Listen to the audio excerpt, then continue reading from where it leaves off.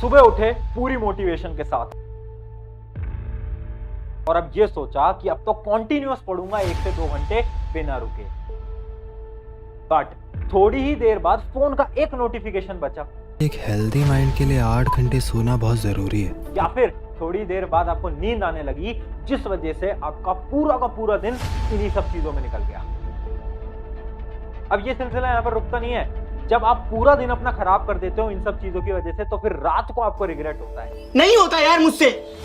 बड़ा ही बेकार बेकार ख्याल आते हैं और फिर डर लगने लगता है कि एग्जाम इतने नजदीक है, आखिर कैसे मैं ये अपना इतना बड़ा सिलेबस खत्म कर पाऊंगा। सो हाय एवरीवन, मेरा नाम है Prashant, mentor of thousands of students. आज ज्यादा बड़ा इंट्रो नहीं दूंगा, गाइड के साथ अगर हो रही है तो ये वीडियो आपके लिए। अब देखो, हम डायरेक्ट आते हैं सोल्यूशन पे, बट इस सोल्यूशन को मैं एक अलग अंदाज में स्टार्ट करता हूं, एक स्टोरी के साथ। इमेजिन करो, मैं तुमसे एक सवाल पूछता हूं। मेरे पास एक मेटल शीट है, एक पतली सी लोहे की शीट है, काफी लंबी, और मैं उसको जमीन पे रख दूं और मैं तुमसे कहूं कि इधर से चल के इधर जाओ, तुम चले जाओगे? हाँ भैया चले जाएंगे, उसमें क्या है, ये तो बहुत आसान है। मैंने कहा हाँ ठीक है, आसान बात है। अब देखो, वही मेटल शीट, वही पतली सी शीट जो कि इतनी लंबी थी, उसको मैं एक बिल्डिंग जो कि 100 फ्लोर वाली बिल्डिंग है उसके ऊपर जाकर रख दूं। मतलब इमेजिन करो दो बिल्डिंग है, एक बिल्डिंग ये है, एक ये है, इनके बीच में मैं इस मेटल शीट को रख दूं, इनके बीच में पतली सी मेटल शीट को, और मैं तुमसे कहूं देख यहां से चल के जा यहां तक, क्या तुम चलोगे? 99% लोग नहीं जाएंगे। क्या उनको मैं 1 लाख 2 लाख रुपए दूंगा तो भी नहीं जाएंगे। क्यों नहीं जाएंगे? क्योंकि वहां पर हमें डर लग रहा है। बट ध्यान से समझना, अगर मैं तुमसे ये बोलूं कि जो दूसरी वाली बिल्डिंग है, ये वाली जो बिल्डिंग है, इसके अंदर तुम्हारे माता पिता या फिर तुम्हारे भाई बहन कोई हैं और तुम्हें उन्हें इस बिल्डिंग से बचाकर इस बिल्डिंग में लाना है क्योंकि इस बिल्डिंग में आग लगी है, तो तुम भागे भागे जाओगे और उन्हें बचाकर, और तुम इस चीज के मुझसे एक पैसे भी नहीं लेते। सही बात है ना? तो देखो, कंडीशन सेम थी, सिचुएशन सेम थी, बट पहले तुम उस सिचुएशन में जाने को तैयार नहीं थे। बट जैसे ही मैंने कंडीशन लगाई कि वहां पर तुम्हारे कोई क्लोज्ड है, मतलब वहां पर तुम्हारे कोई माता पिता या फिर कोई और है, तो तुम भागे भागे गए और उनको बचाकर आ गए। इससे क्या बताना चाह रहा हूं मैं? इससे मैं ये बताना चाह रहा हूं मेरे मित्र, यार देख, लाइफ में सब कुछ पॉसिबल है जब तुझे तेरा वाई मिल जाएगा। वाई, WHY, ये जिस दिन तेरा ये मिल जाएगा, तेरे को सब कुछ आसान है। सेम कंडीशन में तुम जाना नहीं चाहते थे, बट जब तुम्हें एक रीजन मिला जाने का, तो तुम उस पतली सी शीट के ऊपर चल के जाओगे। अब ये सेम सिचुएशन तुम्हारे साथ है पढ़ाई में। आजकल तुम्हारा मन नहीं लगता पढ़ाई में, तुम ऐसा लगता है भैया ज्यादा देर बैठ नहीं पाते। पता है क्यों? क्योंकि तुम्हारा वाई क्लियर नहीं है। तुम्हें पढ़ना क्यों? तुम्हारा जो गोल है तुम्हें अचीव क्यों करना?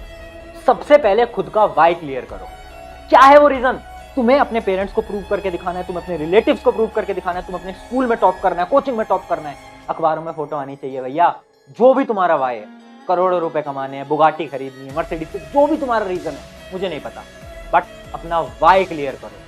और वाई क्लियर कैसे होगा? आज इस चैनल के कमेंट बॉक्स के अंदर तुम अपना वाई लिख के जाओगे, तुम्हारा रीजन क्या है। जो भी तुम एग्जाम की प्रिपरेशन कर रहे हो, वो तुम क्यों क्रैक करना चाहते हो, उसके अंदर तुम क्यों टॉप करना चाहते हो, तुम्हारा क्या रीजन है, उस वाई को आज तुम कमेंट में लिखोगे। क्यों लिखवा रहा हूं? क्योंकि जब तुमने एक चीज को कहीं पर लिख दिया होता है ना, तो तुम्हारे सबकॉन्शियस माइंड के अंदर वो छप जाता है। तो क्या करना है? आज कमेंट में लिखना है। तो ये तो था हमारा पहला पॉइंट कि आपको अपना वाई क्लियर होगा। अगर आपको अपना वाई क्लियर है तो आपकी 50% समस्या खत्म हो गई। अब चलते हैं हमारे सेकंड नंबर पॉइंट की तरफ। अब देखना, आपका जो सेकंड नंबर पॉइंट है वो क्या है? आपका सेकंड नंबर पॉइंट है कि आपको डेली टाइम टेबल बनाना है। देखो, आप क्यों नहीं पढ़ पाते, मैं आपको रीजन बताता हूं। क्योंकि आप ना वीकली टाइम टेबल बनाते हो, शायद आप बनाते होगे कि भैया मुझे आज 12 घंटे पढ़ना है, भैया मुझे आज 14 घंटे पढ़ना है, भैया मुझे आज 6 घंटे पढ़ना है। ये सबसे वाहियात तरीका है। अपने हर एक स्टूडेंट को बोलता हूं, टाइम टेबल मत बनाओ। क्या करें भैया? रोज रात को सोने से पहले अगले दिन का लिख दो कि मुझे आज ये 4 टॉपिक करने हैं। लिख दो फटाफट से।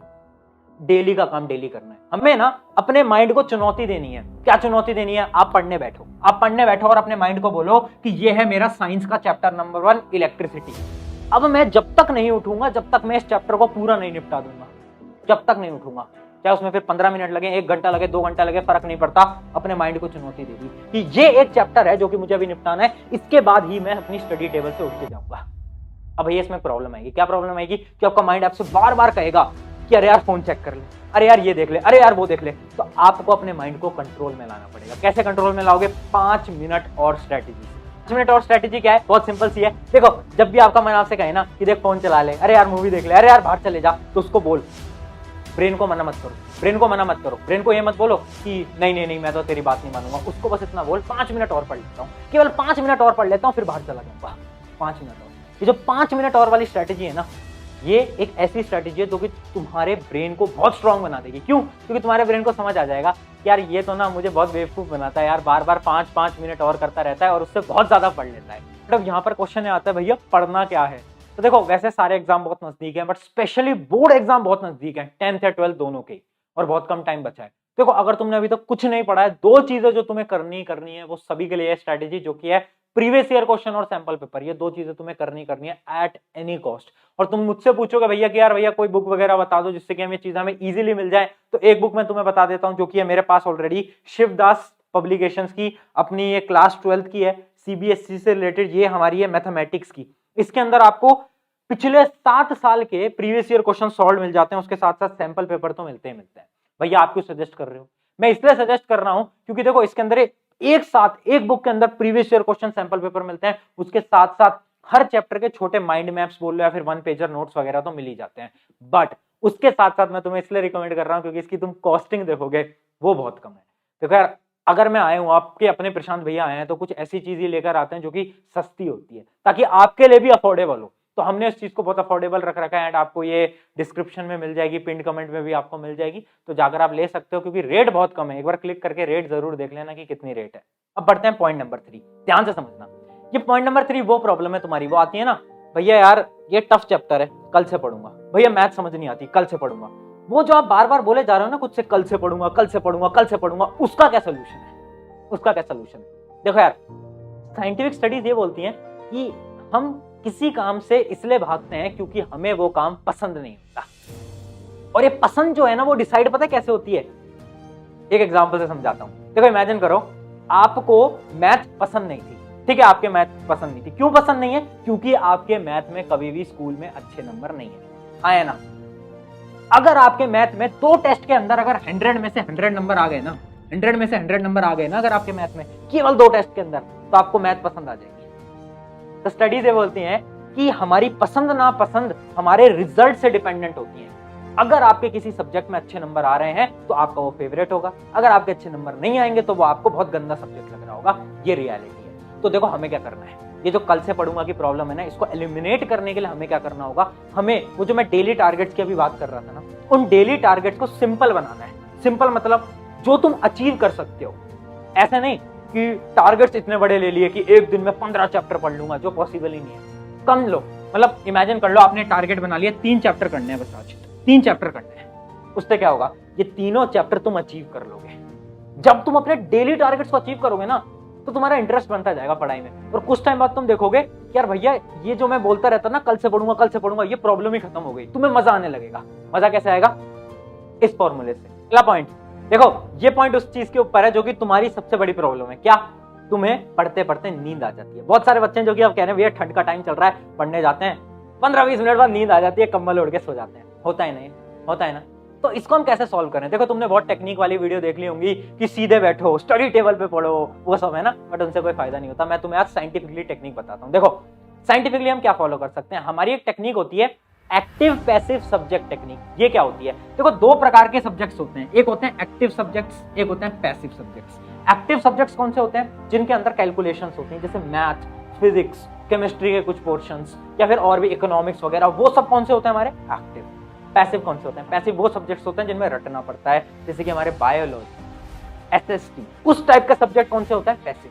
तो देखो, अगर तुम्हें इस नींद को भगाना है ना, तो हमें क्या करना है?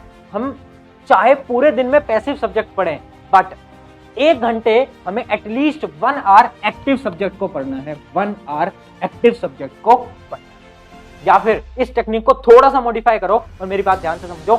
अगर तुम्हें नींद को अवॉइड करना है ना, तो पता क्या करो? जैसे इमेजिन करो आपने 1 चैप्टर का टारगेट लिया कि मुझे 1 चैप्टर पढ़ना है, तो पहला चैप्टर होगा पैसिव टाइप का, उसके बाद जो दूसरा चैप्टर होगा वो एक्टिव का होगा। मतलब 1 चैप्टर एसएसटी का, 1 चैप्टर मैथ का, फिर एसएसटी का, फिर मैथ का। उससे क्या होगा? उससे यह होगा कि जब हम एक्टिव सब्जेक्ट्स को कर रहे होते हैं, जैसे कि मैथ, फिजिक्स, इनमें हमारा ब्रेन काम कर रहा होता है बहुत फटाफट से और हमें नींद नहीं आती, जबकि पैसिव सब्जेक्ट में हमें नींद आती है। तो हमें एक कॉम्बिनेशन बनाना होगा एक्टिव और पैसिव का। जो हमने इन दोनों का एक पर्टिकुलर कॉम्बिनेशन बना लिया ना, तो जो नींद वाली प्रॉब्लम है ये खत्म हो जाएगी। अगला पॉइंट एक स्टोरी से समझाता हूँ। देखो यार, ये एक स्टोरी मेरे स्कूल के टाइम की है। हमारे टीचर ने ना हमारे साथ एक एक्सपेरिमेंट करा। क्या एक्सपेरिमेंट किया? उन्होंने हमें मैथ का एक टेस्ट दे दिया, मैथ का एक सबसे कठिन सवाल दे दिया, one of the most toughest problem दे दी हमें स्कूल के अंदर, जब हम 10th के अंदर थे, ठीक है। और उन्होंने क्या करा, उन्होंने हमारी 50 स्टूडेंट्स की क्लास थी, ठीक है, 50 स्टूडेंट्स की क्लास थी, तो दो टॉपर बच्चों को उठाया एग्जाम के बीच में। जब हम सब इस क्वेश्चन को सॉल्व कर रहे हैं, वो टॉपर बच्चे भी सॉल्व कर रहे थे, किसी का क्वेश्चन सॉल्व नहीं हुआ था, और बीच में उन दो बच्चों को उठाया और उन दो बच्चों को इजी सवाल दिए, दो इजी सवाल दिए।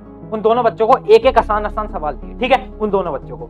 और रिजल्ट क्या आया? उन दोनों से ही वो आसान सवाल सॉल्व नहीं हुआ। अब हमारे टीचर ने क्या करा? हमारे टीचर ने थोड़ी देर बाद, जब उन्होंने ये जो टफेस्ट सवाल दिया था ना क्लास में सबको, जब उसका सोल्यूशन करा दिया, उसको सबको समझा दिया, उसके बाद अलग दो बच्चों को बुलाया। और वो जो दो बच्चे थे ना, वो टॉपर भी नहीं थे, वो बैक बेंचर्स थे। अब उन्होंने फिर से दो बच्चों को बुलाया, ठीक है, और इन दोनों को वही दो सेम सवाल दिए।